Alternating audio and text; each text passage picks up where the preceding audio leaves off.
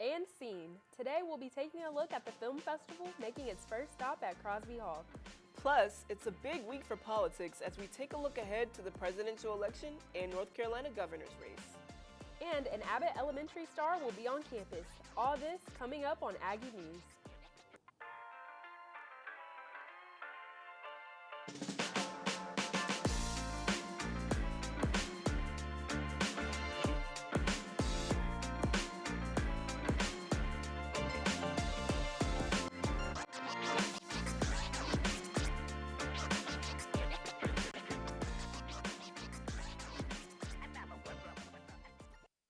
Hello, I'm Cameron Jackson, and welcome to this week's edition of Aggie News. And I'm Maddie Moore.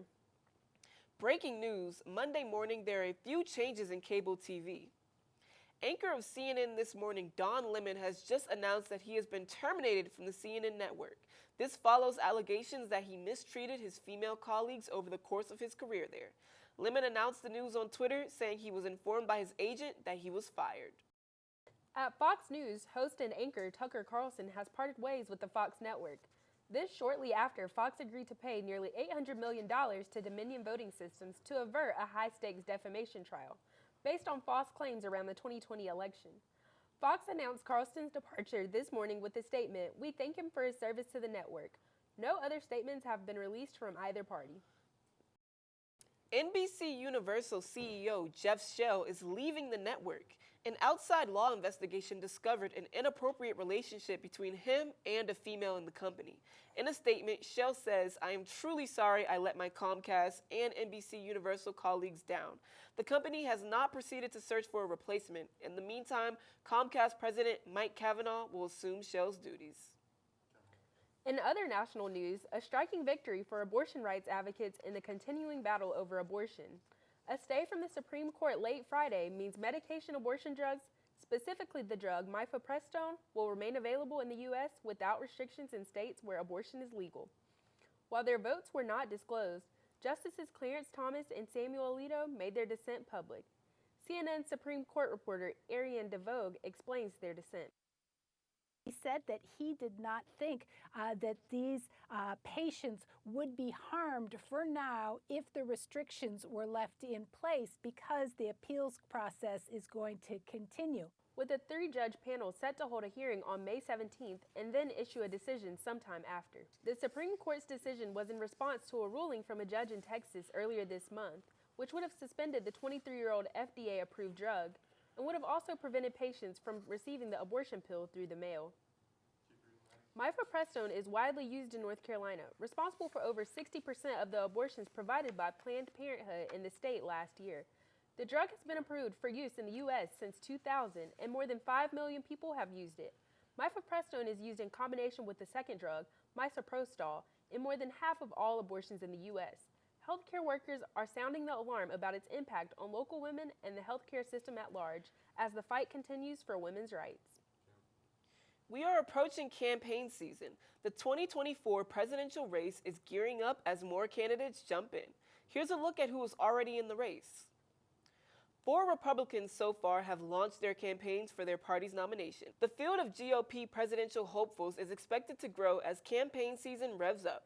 But with the first presidential primary still nearly a year away, a lot can change before voters head to the polls. Check or checkmate. Twitter began purging blue verification checkmarks from users who have not paid for its subscription service to authenticate accounts. Twitter owner Elon Musk says he fears users will impersonate people of high profile after paying the $8 authentication fee.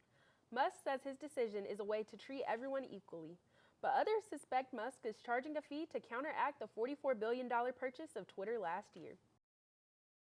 Former Minnesota officer sentenced in the fatal shooting of Daunte Wright has been released from prison. That was in 2021. Kimberly Potter had served 16 months of a 2-year sentence. Potter was convicted of 2 counts of manslaughter in the killing of the 20-year-old during a traffic stop near Minneapolis. Wright was pulled over for having expired tags and a hanging air freshener. Coming up, Melvin Harris takes a look at the dangers of off-campus housing. Also, an original Dream Girl will be visiting campus. Find out why when we come back. The most unique people on the planet. Diverse neighborhoods have diverse needs. What happens here is just as vital as what happens here.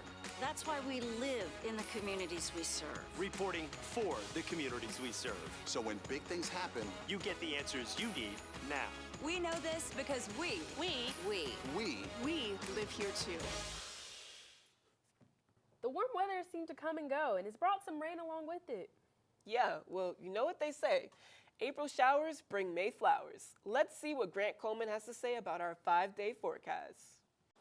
April showers are in fact on the horizon, and I'm going to give you a look at that in just a second. I'm meteorologist Grant Coleman giving you a look at your forecast for today and for the rest of the week. Now, we had a much cooler start this week, 62 degrees around lunchtime today. 65 was the high. Those cooler temperatures were due to the moisture and cold front that moved through this past weekend. We did have some rain this past weekend that cleared up quite nicely on Saturday and Sunday. But if we look ahead towards Tuesday and Wednesday, you can see temperatures begin to steadily climb. 70 on Wednesday, so it's going to be a bit warmer than today. But as we get to Thursday, Friday, and Saturday, that's when we see the rain moving through. Thursday evening, rain moves in, scattered at first, but becoming steady overnight. Pretty consistent rain on Friday with scattered showers on Saturday and scattered showers on Sunday as well. Rain is cleared out on Monday with temperatures back in the mid-60s. Across the university, students are making housing plans for this fall, and as always, North Carolina A&T housing is in extraordinarily high demand, and apparently finding safe off-campus housing can be even a harder task. Reporter Melvin Harris Jr. has more. Now, here at Westview Greensboro, community assistants believe that there's a security method to keep their students here safe. However, residents here beg to differ. As far as security, there isn't any. Westview Greensboro, which is better known as Block 43, has ran into a couple of recurring incidents, the main one revolving around car break-ins. Community assistant Simone Tunstall detailed what goes on into keeping their residents safe. We do have security cameras like around the property, and then we also have a security patrol team that patrols the property when the office is closed. So Tunstall said that during celebratory times, there's more security and less room for visitors to be around, and that is a part of keeping their residents away from unnecessary danger. And during busy times like GHO and Aggie Fest, we do take away visitors parking just because we know if we have visitors parking, it gets a little crazy. You know, people bring all their guests, parties get crazy, and all that. Simple enough, right? Security cameras, along with a security patrol team and GPD check-ins here and there should get the job done. Well, according to resident Jayla Collins, it's all for show. My car was broken into at the beginning of the year, and I asked for the cameras, the security footage, and they told me that they don't have any working cameras, which is ridiculous because there's over 25 cameras on this property. Colleges wouldn't recommend any students from any university or colleges in the area due to their lack of professionalism. And then just the staff in there, everybody outside of Simone, the one you just talked to, just unprofessional. Despite Westview's controversial safety methods, the apartment complex remains one of the top suggested apartments in the Greensboro area. Reporting in Greensboro, Melvin Harris, Aggie News. Crosby Hall took the stage this week. Students had the opportunity to meet filmmaking professionals currently working in the industry for an HBCU First Film Seminar. The panelists came with Hollywood connections and are looking for students to give their first big break to. Gabriel Woodard has more. HBCU First Look Film Festival hits the road, starting with North Carolina A&T State University. This film festival is not only to celebrate the work that you're already doing, but provide opportunities for you to network with industry professionals. Moderated by Nicole Watson and Dr. Donahue Tewitt, this film and TV boot camp provided A&T students with career development opportunities such as scholarships and film competition. Content exists everywhere now, so because we have so many outlets, keep creating content. If it's not the way that you want it to look, then just film it over, take it down, film it over. Some students got that experience on site, helping with pre-production and filming the event. As the film festival continues, the panelists look forward to sharing their years of experience with HBCU students across the nation. Failure is the end. There cannot be a failure if I'm getting up tomorrow trying it again. Find out more about the HBCU First Look Film Festival Tour and film competition at hbcufirstlookfilmfestival.com.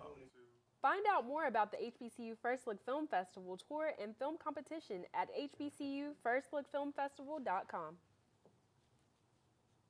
Who will be the next set of faces for the Blue and Gold Marching Machine? Audition for A&T's next drum major were yesterday. This is just the beginning as the band prepares to perform in the 2024 Rose Parade in Pasadena, California. Check out the socials below to stay up to date. North Carolina A&T will kick off its second Town and Gown celebration Thursday, April 27th at 6 p.m. in Paul Robeson Theater as it welcomes Emmy Award-winning star of ABC's Abbott Elementary, singer, producer, and activist Cheryl Lee Ralph. An evening with Cheryl Lee Ralph, the actress will discuss her life, career, and new book, Diva 2.0, 12 Life Lessons from Me for You. Students will get a personal look into Ralph's career as a performer as she expresses how she navigates through life with courage, wit, and strength. Ralph, the original Dream Girl, will be in attendance for the theater's department's performance of the hit musical Dreamgirls, April 27th through April 30th. Go to NCAT Ticket Return or Brown Hall for tickets. That's all we have for this week's edition of Aggie News. I'm Cameron Jackson. And I'm Maddie Moore. We'll see you next week.